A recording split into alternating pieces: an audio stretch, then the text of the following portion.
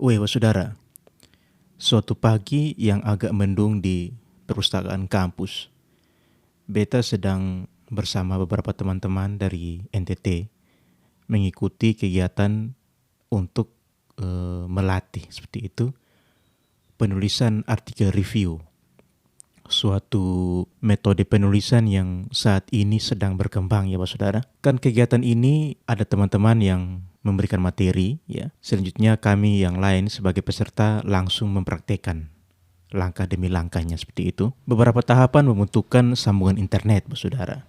Enaknya di kampus ini perpustakaannya sudah tersedia sambungan internet. Jadi kita hanya tinggal menyambungkan sambungan tersebut saja. Ketika menyambungkan laptop beta ke wifi kampus, kan beta bisa lihat tuh beberapa list wifi yang tersedia, termasuk wifi yang berasal dari handphone orang-orang yang tertangkap. Beta kemudian agak tersenyum dan sedikit tertawa karena ada satu nama wifi dari suatu sumber seluler yang namanya agak mengundang tawa. Beta berusaha untuk tidak tertawa supaya tidak menimbulkan keributan di kegiatan kami itu. Bagaimana beta tidak tertawa Pak Saudara? Karena nama wifi ini adalah 19 juta lapangan pekerjaan.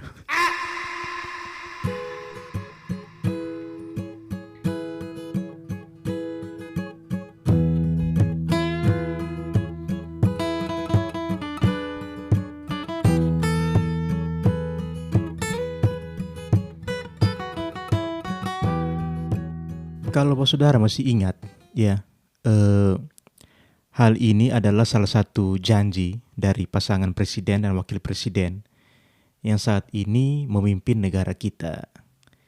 Janji ini terlontar dari sang calon wakil presiden waktu itu saat dilaksanakan debat antar calon. Dalam kehidupan kita, Pak Saudara, dalam pergaulan, keluarga, dan bahkan dalam diri kita sendiri, pasti kita pernah buat janji. Ini masih awal tahun. Pasti di awal tahun lu ada janji ke diri lu sendiri toh. Istilah kerennya kan resolusi. Ya. Misalnya, beta akan mengurangi makan nasi, rajin olahraga, tidur teratur, dan lain-lain. Apakah sudah terlaksana, Pak Saudara? Kalau janji ke diri sendiri bersifat tidak terikat ya Pak Saudara. Kalau lu tepati, oke. Kalau lu tidak tepati, mungkin hanya kekecewaan terhadap diri sendiri lu saja yang lu alami toh. Nah, janji atau kita sebut sebagai perjanjian ya, itu bersifat mengikat, diatur dalam ranah hukum perdata Pak Saudara. Beta kutip dari siplawfirm.id pada artikelnya dengan judul Mengenal jenis-jenis perjanjian dalam lingkup hukum perdata. Disebutkan bahwa perjanjian merupakan suatu perbuatan hukum yang dilakukan oleh dua belah pihak atau lebih didasari atas kehendak yang sama untuk saling mengikat diri. Dasar hukum perjanjian dalam hukum perdata adalah Kitab Undang-Undang Hukum Perdata. Ya. Setidaknya ada 4 pasal ya di KUHP Perdata ini yang menjelaskan terkait perjanjian. Yang pertama adalah pasal 1338 menyatakan bahwa semua perjanjian yang dibuat secara sah berlaku sebagai undang-undang bagi mereka yang membuatnya. Ya. Kalau dia bentuk perjanjian ya, sekali lagi Pak Saudara, sah dan berlaku sebagai undang-undang untuk kedua belah pihak yang membuat perjanjian tersebut. Pasal yang kedua adalah pasal 1313 menyatakan bahwa suatu perjanjian adalah suatu perbuatan dengan yang mana satu orang atau lebih mengikat dirinya terhadap satu orang lain atau lebih. Ya, ini menunjukkan arti perjanjian yang dibuat. Jadi kalau perjanjian itu harus ada dua pihak ya, yang bersepakat ya, untuk membuat suatu perjanjian itu. Yang ketiga pasal 1320. Ini apa? Ini mengatur syarat sahnya suatu perjanjian. Jadi suatu perjanjian itu ada syaratnya untuk dikatakan sah. ya. Satu, ada 4 ya. Satu, kesepakatan para pihak atau konsensus. Para pihak harus sepakat secara sukarela tanpa paksaan, kekhilafan atau penipuan. Jadi harus ada kesepakatan tuh saudara antara dua pihak tersebut tanpa ada paksaan, penipuan dan seterusnya. Yang kedua, harus ada kecakapan. Artinya para pihak ini harus cakap hukum, artinya dewasa dan tidak dibawa kayak pengaruh apa-apa gitu saudara. Jadi yang membuat perjanjian ini harusnya sudah dewasa secara umur mungkin ya. Bisa kita katakan dewasa secara hukum. Beta kurang tahu sih kalau dewasa secara hukum itu umur berapa ya. Jadi anak PAUD tidak mungkin mereka buat suatu perjanjian ya. Yang ketiga, hal tertentu atau objek. Artinya objek perjanjian harus jelas, dapat ditentukan dan bukan sesuatu yang dilarang hukum. Ya, jelas itu. Yang keempat, sebab yang halal atau tujuan yang halal. Ya. Tujuan atau isi perjanjian tidak boleh bertentangan dengan hukum undang-undang, kesusilaan atau ketertiban hukum. Ya, itu pasal 1320 yang mengatur sahnya suatu perjanjian, saudara. Yang keempat, di dalam kitab Undang-Undang Hukum Perdata yang mengatur tentang perjanjian adalah pasal 1339, mengatur asas kepatuhan yang menimbulkan rasa keadilan bagi para pihak dan masyarakat. Suatu perjanjian tidak hanya mengikat untuk hal-hal yang dengan tegas dinyatakan di dalamnya, tetapi juga untuk segala sesuatu yang menurut sifat perjanjian diharuskan oleh kepatutan, kebiasaan, atau undang-undang. Itu ya saudara. Jadi kalau buat suatu perjanjian atau janji itu tidak sembarang saudara. Sudah ada hukumnya. Memang bukan hukum pidana ya, tapi diatur dalam kitab Undang-Undang Hukum Perdata ya. Perjanjian yang masuk ranah hukum perdata ini contohnya perjanjian jual beli, perjanjian sewa menyewa, perjanjian kerjasama, perjanjian kerja dan lain-lain ya. Beta saat ini lagi ngontrak rumah ya. Jadi landlord beta, bapak kontrakan itu setiap kali perpanjang atau kita ajukan perpanjangan kontrakan tuh dia selalu buat surat perjanjiannya. Memang itu bagus supaya sah di mata hukum ya saudara. Setidaknya berdasarkan 4 prinsip perjanjian pada 4 pasal KUHP tadi, menurut keyakinan beta, nah ini penting tuh kata itu. Janji yang diucapkan politisi ketika kampanye tidak masuk dalam ranah tersebut, saudara. Bahkan secara terminologi saja sudah berbeda. Politisi itu buat janji, bukan perjanjian. Ya. Jadi janji itu kalau diberikan awalan per dan akhiran an kan jadi perjanjian. Sedang politisi itu hanya buat janji, ya. Jadi mereka pintar juga ya. Saya bukan buat perjanjian kok, karena buat janji. Dan menurut keyakinan beta, janji bersifat satu arah dengan individu atau organisasi yang memberikan janji sebagai pihak utama. Dalam hal ini, pihak yang diberi janji, ya kita nih masyarakat tuh, tidak punya hak untuk menuntut pemenuhan janji tersebut. Ya, mengapa kita tidak bisa tuntut? Ya karena tidak ada keterikatan dalam sebuah perjanjian. Alias mereka buat janji bukan perjanjian toh. Satu-satunya hal yang mengikat seseorang atau organisasi ketika membuat suatu janji atau politisi tadi yang membuat suatu janji adalah rasa terbeban untuk memenuhinya. Jika rasa itu tidak ada, ya jangan berharap bahwa saudara dia akan memenuhi janji tersebut. Ya. Maka kemudian hal ini juga menjelaskan mengapa money politik masih begitu marak, saudara. Tiap kali pemilu, masyarakat itu sudah paham ya bahwa ini bersifat transaksional. Toh tidak ada yang menjamin janji kampanye mereka akan dipenuhi juga. Jadi ya, lu kasih uang, beta pilih lu. Itu menurut keyakinan beta.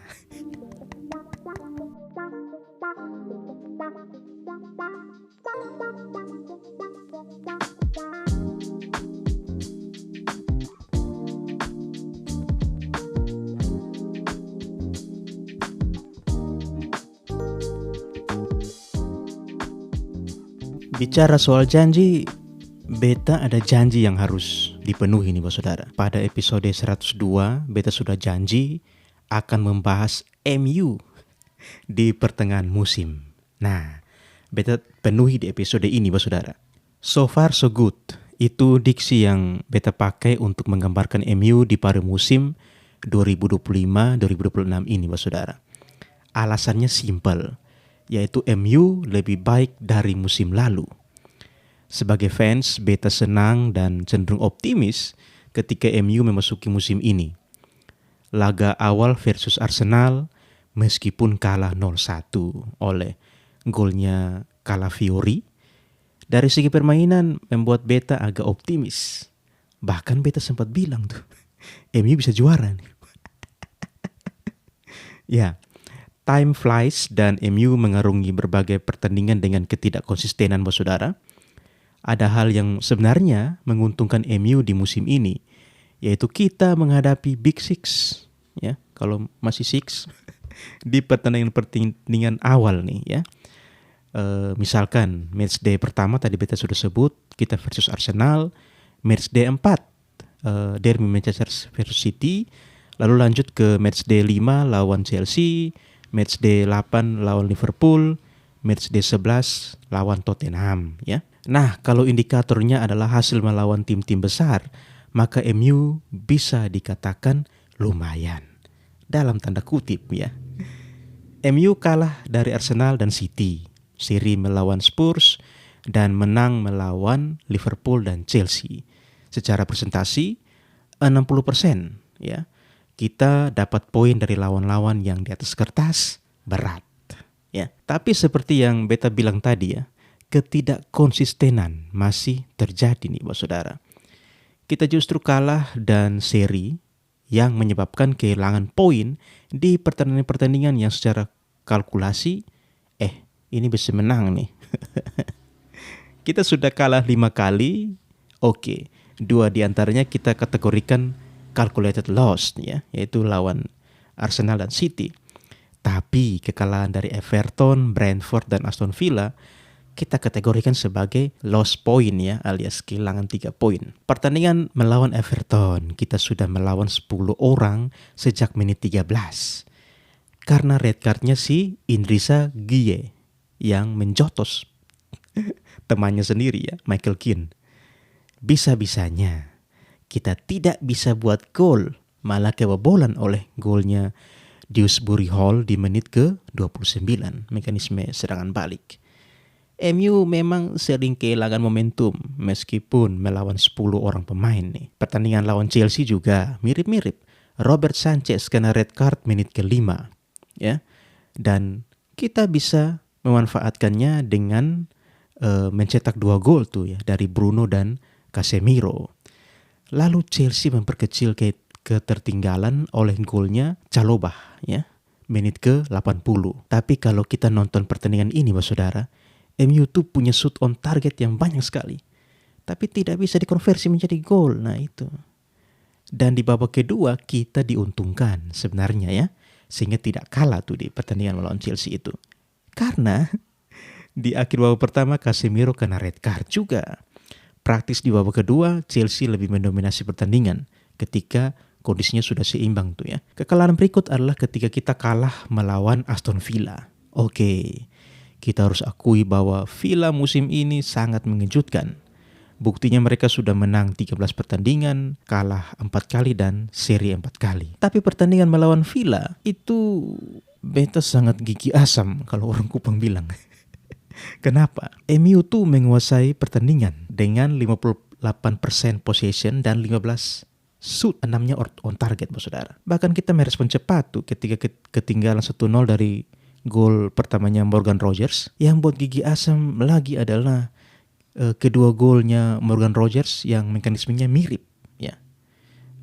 Dia dapat bola di sisi kiri, which is areanya Diogo Dalot.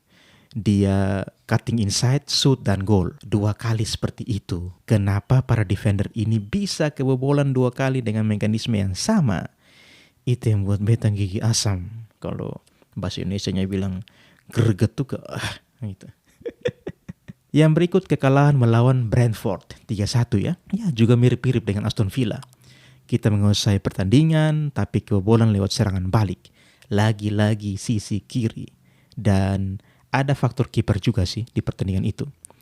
Kalau bos saudara masih ingat, saat itu Mr. Gawang MU masih dijaga oleh Altay Bayindir ya. Kalau bos saudara perhatikan, pertandingan selanjutnya setelah kita kalah lawan Brentford itu, gawang sudah mulai dijaga oleh Sean Elements. Praktis MU lebih nyaman. Oh iya, pertandingan ini juga diwarnai dengan penaltinya Bruno yang gagal ya, ditepis oleh mantan kiper Liverpool, Quim Hin Kelleher.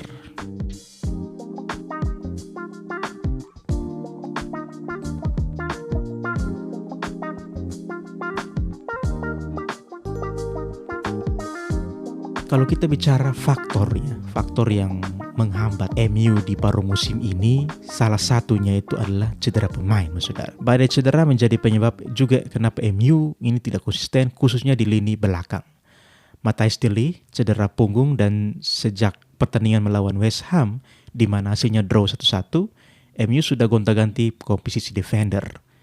Ada Eden Heaven dan Luke Shaw yang sering dipasang, sedangkan sisi kanan kadang Leny Yoro atau Noussair Mazraoui. MU juga kehilangan pahlawan kita saat lawan Liverpool, Harry Maguire. Kalau tidak salah dia main terakhir itu saat MU lawan Spurs. Bicara soal pertandingan lawan Spurs, beta masih ingat nih golnya Richarlison di menit ke 91. Ya, ini pertandingan yang hasilnya imbang 2-2 ya di kandangnya Spurs. Golnya sebenarnya biasa saja. Itu gol kalau bisa dibilang itu skill striker lah. Dia membelokkan bola menggunakan kepala dari tembakannya Destiny Udogie. Yang heboh adalah selebrasinya, saudara. Beta catat ada setidaknya 7 jenis selebrasi dan kombinasinya, yaitu buka baju, lempar baju, sliding di rumput, berdiri dan dikerumuni teman-temannya, teriak-teriak ke penonton di lapangan, di tribun, dan akhirnya dengan berlutut dan dia menangis. Luar biasa selebrasinya. Yang plot twistnya adalah di menit ke-96 De Ligt buat gol lewat sundulan dari sepak pojok ya. Memang ada kata bijak, don't celebrate too early ya ini. Itu maknanya itu dalam ya saudara. Tottenham Hotspur Stadium pun terdiam ketika De Ligt berlari di pinggir lapangan untuk selebrasi golnya. Ya, tapi ya cedera di lini belakang ini sedikit mendapat angin segar ketika kembalinya Lisandro Martinez. Cedera pemain juga dialami oleh Bruno Fernandes ya saat lawan Aston Villa dan Kobbie Mainoo di Desember kemarin, sehingga pilihan di lini tengah pun menjadi terbatas. Cedera pemain tengah ini memaksa Ruben Amorim untuk merombak sistemnya, saudara. Saat menang melawan Newcastle United, MU secara line up memang masih menggunakan 3-4-3. Namun saat pertandingan berjalan, banyak momen di mana kita lihat Amorim menggunakan sistem 4-4-2 dan pengembangannya.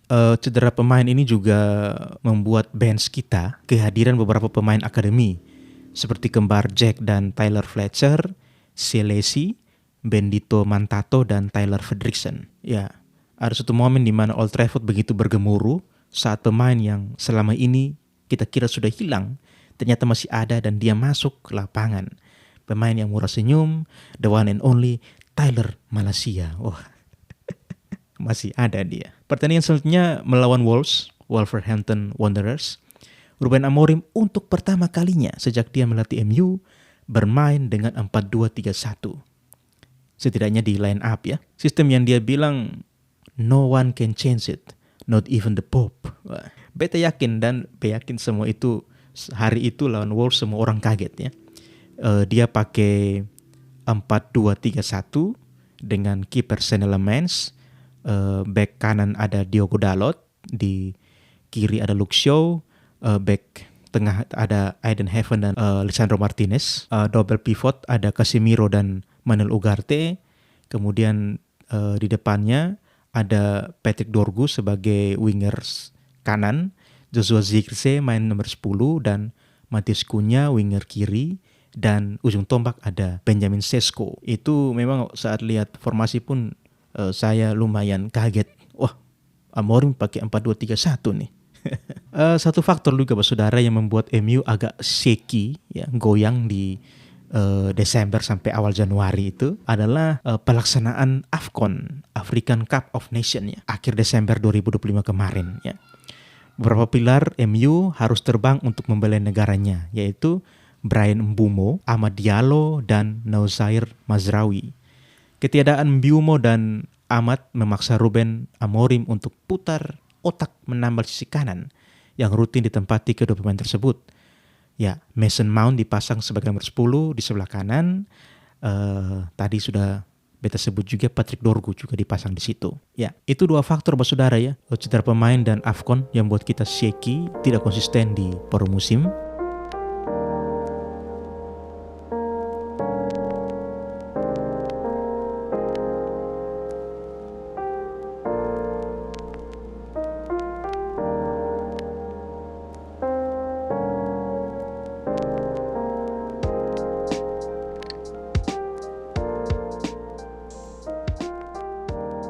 Kan pertanyaannya, apakah MU lebih baik dari musim sebelumnya? Ya, sebagai supporter beta bisa bilang ya. Kalau kita lihat musim 2024-2025, musim lalu, ya, kita hanya cetak 44 gol di 38 pertandingan. Nah, di musim 25-26 ini beta hitung baru 21 pertandingan, ya saudara. Kita sudah cetak 36 gol, alias 82% mendekati jumlah gol di total musim sebelumnya. Ini peningkatan. Ini tidak terlepas dari gacornya lini depan MU musim ini.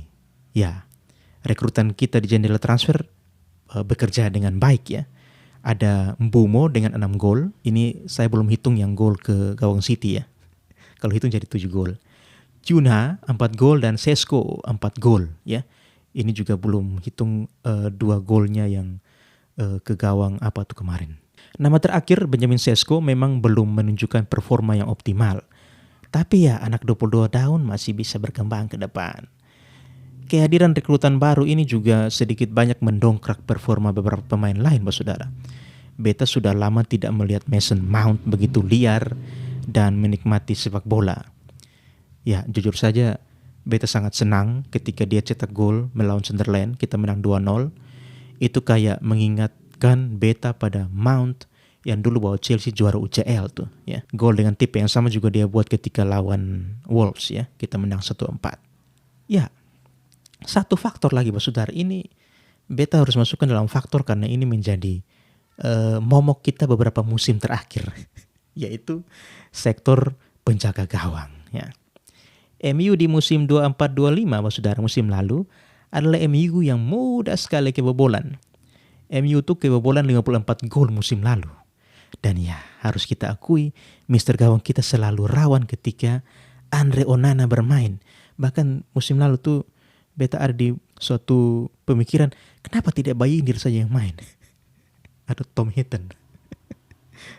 Dan musim ini MU baru 1 kali clean sheet, saudara, yaitu saat kita menang 2-0 lawan Sunderland. Di laga ini akhirnya kiper yang baru direkrut, Sean Lemans, melakukan debutnya. Apakah dia lebih baik dari Onana dan Bayindir? Jelas ya saudara. Kenapa? Tadi kan sudah bilang, Lemans tuh belum pernah clean sheet loh setelah debutnya. Ya, kenapa Lemans lebih baik dari Onana dan Bayindir? Karena Lemans ini memiliki kemampuan wajib yang harus ada pada setiap kiper, yaitu shoot stop, kemampuan untuk menghentikan tembakan tukar. Hal ini agak susah kita temukan di Andre Onana terutama, ya saudara.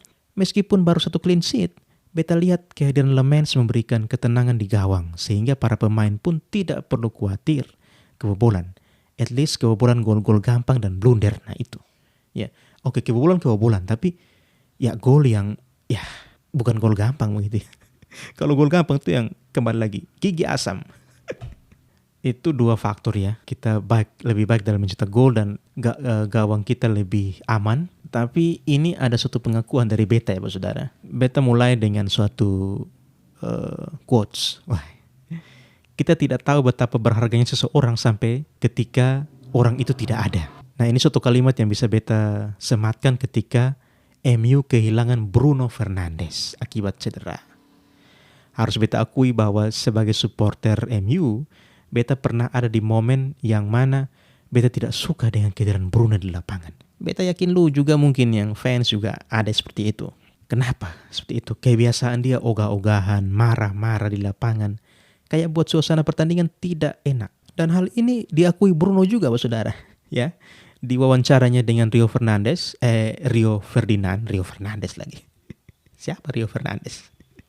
Dia akui bahwa memang dia seperti itu. Tapi ya, itu hal yang harus dia buat sebagai seorang kapten katanya. Dan beta baru sadar betapa berartinya Bruno ketika dia absen di laga melawan Newcastle, Wolves, dan Leeds United. Terutama laga melawan Wolves dan Leeds, saudara ya. MU asli kehilangan arah. Tidak ada kreativitas, monoton, dan membosankan.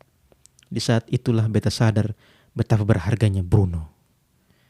Ingat saudara, Bruno saat ini menjadi pemain dengan top assist dengan 8 assist. Beta tidak bisa bayangkan bagaimana nasib MU kalau Bruno jadi pindah ke Arab di bursa transfer kemarin itu.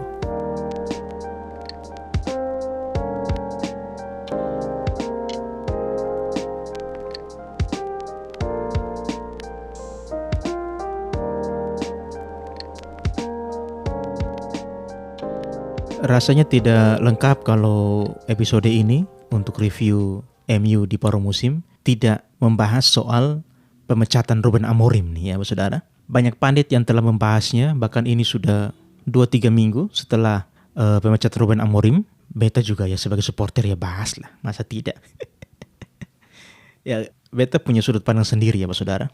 Beta mau buka sudut pandang ini dengan suatu pertanyaan bahwa pemecatan Ruben Amorim ini adalah suatu hal yang bersifat profesional. Itu pendapat beta. Ibarat lu bekerja di sebuah perusahaan sebagai pegawai, ya sudah barang tentu sebelum lu bekerja kan ada perjanjian kerja dan mungkin saja ada kesepakatan-kesepakatan di luar perjanjian kerja itu, saudara. Tadi beta sudah bahas ya, perjanjian kerja itu masuk dalam hukum perdata. Nah, ketika lu bekerja, ternyata ada hal-hal yang terjadi di internal dan eksternal nih yang memengaruhi posisi lu sebagai pegawai. Lu sudah muak dan kemudian lu bersuara. Setidaknya berdasarkan statement Amorim setelah pertandingan melawan Leeds United menggambarkan keadaan hubungannya dengan board MU. Banyak informasi simpang siur saudara di Inggris ya, media-media Inggris. Tapi beta cenderung untuk menjadikan informasi primer yang beta lihat di beberapa kanal YouTube yang menampilkan wawancara Amorim sebagai dasar untuk beta bisa buat suatu sudut pandang ya. Jadi setelah pertandingan melawan Leeds itu yang kita imbang 2-2, wartawan bertanya kepada Amorim, apakah dia mendapat kepercayaan dari board ya, dari jajaran pimpinan MU. Pertanyaan ini nampaknya menyulut amarah Amorim. Yang menarik perhatian beta adalah dia menjawab dengan statement awal gini, guys, to stop with that, and I noticed you receive selective information about everything. Statement ini menunjukkan faktor eksternal yang selalu menjadi beban Amorim nih saudara. Dan dugaan beta ini diperkuat dengan statement dia, poin yang lain bahwa dia bilang, if people cannot handle the Gary Nevilles and the criticisms of everything, we need to change the club. Kita tahu bahwa MU memang selalu menjadi sasaran empuk berbagai media, termasuk para legendanya, di mana beberapa di antaranya berprofesi sebagai pundit ya. Sebut saja Gary Neville, Rio Ferdinand, Paul Scholes, Nicky Butt ya. Para legenda ini tidak henti-hentinya mengkritik Ruben Amorim serta sistem yang dia bawa ya. Ini bisa kita kategorikan sebagai tekanan eksternal. Itu belum lagi dari media-media. Ya, media di Indonesia juga toh banyak yang kemudian bilang Amorim ini itu dan seterusnya. Tekanan tuh bukan hanya di Inggris, bukannya di Carrington, di MU situ, Manchester United ya, tapi juga dari seluruh dunia. Tekanan eksternal ini sedikit banyak memengaruhi para board MU yang menyebabkan adanya tekanan secara internal kepada Amorim. Dan memang suasananya agak tidak berpihak pada Amorim karena klub juga lagi shaky ya. Tadi beta sudah sebut di awal bahwa Cedera pemain dan AFCON juga memperburuk situasi. Beta membayangkan pada situasi itu, saudara, Amorim pergi ke board MU dan untuk mengajukan beberapa permintaan. Misalnya, pembelian pemain di bursa transfer Januari dan mendiskusikan terkait sistem yang dia bawa, yang dia sudah bangun. Sekali lagi, hal ini tergambar dari statementnya. Every department, the scouting department, sport director need to do their job. Ya, nampaknya board tidak memberikan respon yang baik. Misalnya, tidak akan membeli pemain dan minta dia untuk menyesuaikan sistemnya dengan pemain yang ada. Dan ini agaknya terbukti dengan beberapa pemain reserve yang dimainkan serta Amorim mengubah formasinya yang tadi beta sudah sebut ketika lawan Wolves ya. Dia pakai 4-2-3-1. Kekecewaan Amorim semakin kelihatan ketika dia mulai menegaskan perannya, yaitu sebagai manajer bukan sebagai coach. I came here to be the manager of Manchester United, not to be the coach of Manchester United. Statement yang mengikutinya, I know that my name is not Tuchel, is not Conte, is not Mourinho. Agaknya menunjukkan bahwa, dari statement ini menunjukkan bahwa dia butuh proses untuk membangun MU. Tolong kasih dia waktu. Tapi Amorim pun sadar, nampaknya hal ini akan sulit terrealisasi. Sehingga dia bilang, it's going to be like this for 18 months or the board decided to change. Dan ternyata memang the board decided to change. Change pelatih. Ya, sebagai supporter MU, beta akan dukung siapapun pelatih yang menjabat. Tapi kalau mainnya jelek, ya beta kritik. Kalau bagus, ya apresiasi. Beta bukan supporter yang dikit-dikit #out, dan seterusnya. Ya, sebagai salam perpisahan untuk Ruben Amorim, beta mau menyanyikan chant-nya Ruben Amorim. Ruben Amorim, he bring the glory days again. We're back from Stratford, and thunder rattles around. Ruben Amorim, he bring the glory days again. We're back from Stratford, and thunder rattles around. Ruben Amorim.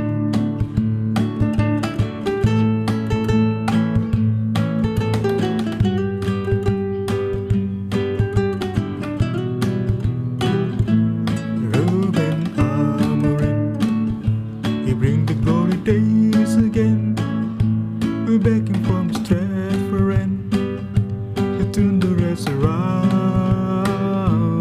Ruben Amorim, he bring the glory days again. We're back from Stratford, and thunder rattles around. Ruben Amorim. Yeah. Show must go on, ya. Michael Carrick, salah satu pemain favorit beta di era Sir Alex, ditunjuk menjadi pelatih interim MU setelah rekannya di lini tengah Darren Fletcher memimpin MU di 2 pertandingan pasca pemecatan Ruben Amorim. Sebuah hasil yang positif buat saudara. Carrick langsung memberikan impact luar biasa dengan kemenangan MU di derby Manchester 2-0 atas City. Pasca pertandingan ini, salah satu legenda MU ya, Wayne Rooney, menyebutkan bahwa Carrick telah mengembalikan DNA MU setidaknya dalam pertandingan pertamanya. Beta sudah sering mendengar istilah DNA Manchester United atau DNA klub lain. Sebenarnya maknanya apa sih, saudara? Mari kita ulik.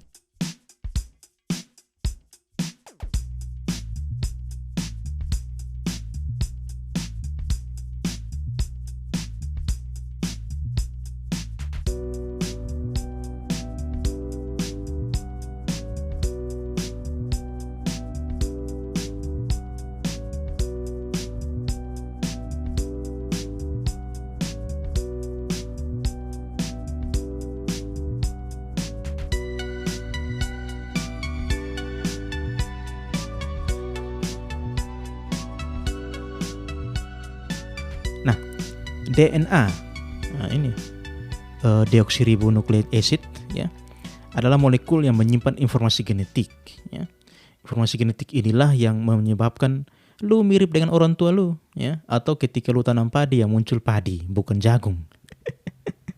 Secara sederhana, bisa kita katakan bahwa DNA menentukan identitas makhluk hidup. Penafsiran DNA klub sepak bola ini yang beta baca-baca. Ini cenderung sempit, saudara, karena hanya melihat DNA itu terjemahkan pertandingan di ketika pemain menerjemahkan DNA itu di pertandingan. Menurut beta itu berapa dibenarkan, tapi agak sempit ya. Ketika kita melihat DNA klub hanya dari permainan. Terminologi DNA lebih dari sekedar itu. Pada kajian biologi dikenal istilah konserv DNA.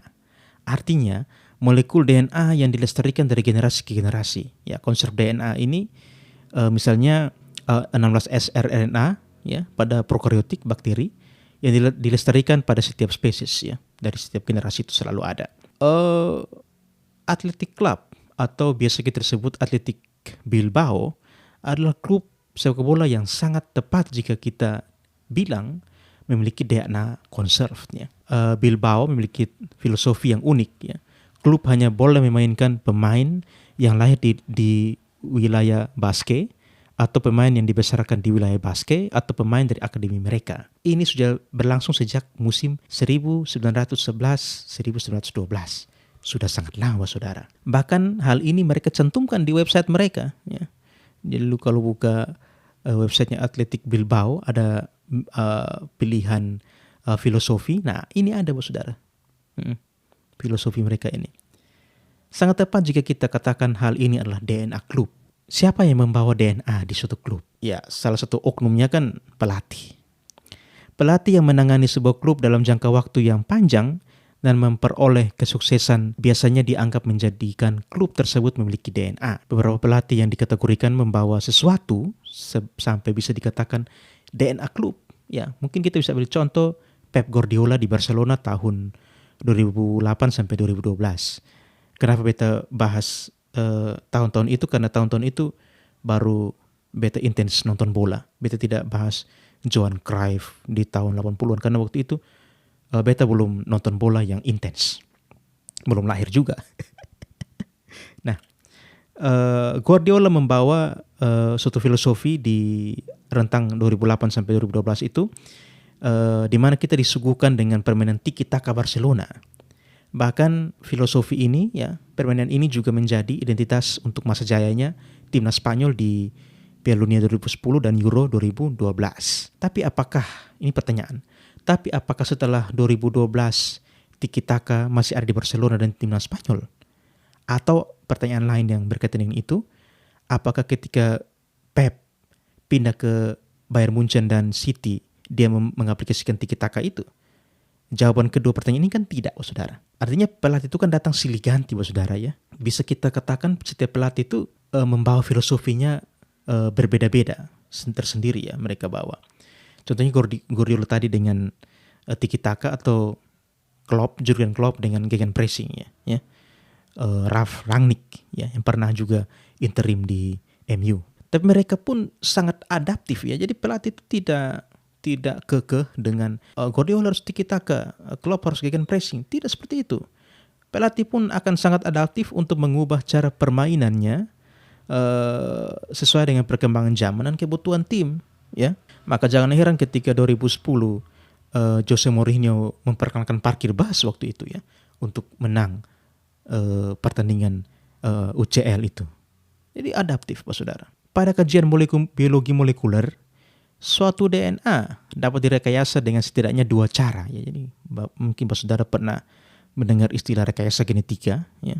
Jadi dalam biologi molekuler itu DNA itu dapat direkayasa dengan dua hal, yaitu delesi dan insersi. Delesi artinya kita menghapus basa nitrogen nukleotida, sedangkan insersi artinya ada basa nitrogen baru yang kita tambahkan ke dalam DNA yang sudah ada. Beta kembali bahwa setiap pelatih itu membawa DNA-nya sendiri.